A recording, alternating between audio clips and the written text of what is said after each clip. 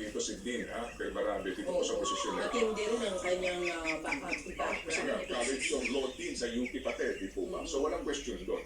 Ito nga lang, kaya ako, ngayon, alam niyo sa, yung ombudsman natin, expiring na yung term niya on July. So siguro po dito kung naghahanap ng ombudsman, ako, yung Menardo Guevara, opo, ay kwalipikadong.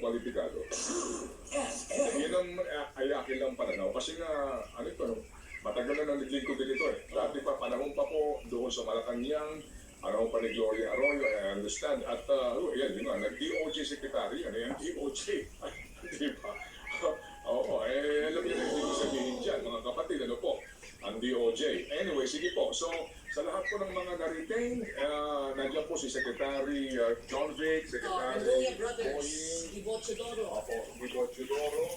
Wala pa po tayong balita dito kay Secretary Bini. Even kay Chu Laurel, wala akong Opo, balita. Secretary Bini, ano din po yan? Sabi nga niya, I'm serving at the pressure of the President.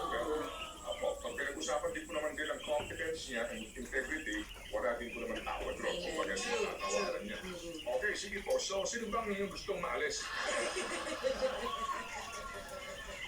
Oo nga, ako pinapanood yung announcement ni D.S. Garzamin eh. Sana ako pinag-announce nyo. Narito na mga kapatid, ang mga in at out. Tapos may background music. In or out, am I in or out?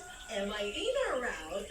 Binobola. Pasok ang Remulla Brothers. May mga nagko-komento nga, parang yung daw mga may kinalaman sa pagkaka-aresto kay dating Pangulong Rodrigo Duterte sa pagdadala sa kanya sa ICC. Yung lahat ay na-retain. Tapos yung mga kilalang kaalyado ng dating Pangulo, parang out. Ayan mga kapatid, po, kumbaga ibigay natin yan, yung ampon privilege yun. Ako, ng nakaupong presidente, ang akin lang, bilis-bilisan please. Opo, isa munang mabilis na pasal sa mga balitang inyong natunghayan kanina. Dating Congressman Arnie Teves nasa bansa na para harapin ang patong-patong niyang kasong may kinalaman sa pagpatay at terorismo. Police Major General Nicolas Torre III na umaresto ka na dating Pangulo